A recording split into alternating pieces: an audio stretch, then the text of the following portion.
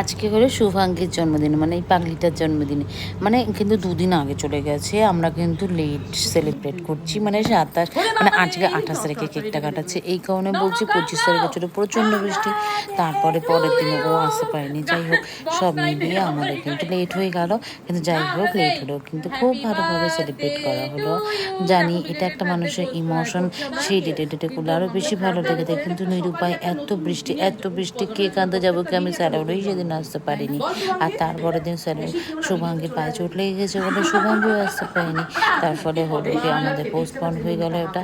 আর আজকে তাই ঠিক করেছিলাম, আমার ছেলেরও এর মধ্যে পরীক্ষা চলছে, যে ছেলেকে স্কুল দিয়ে এসে আমি কিন্তু অবশ্যই আজকে ওকে কেকটা কাটাবোই কাটাবো।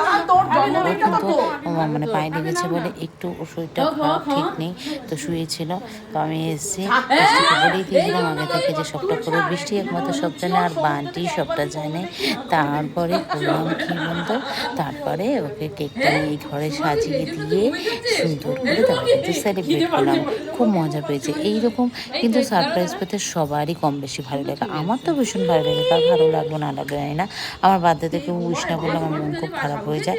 আর তার সাথে তো অবশ্যই আমাকে কেক কাটতেই হবে, কেক না কাটলে মনই ভরে না যেন।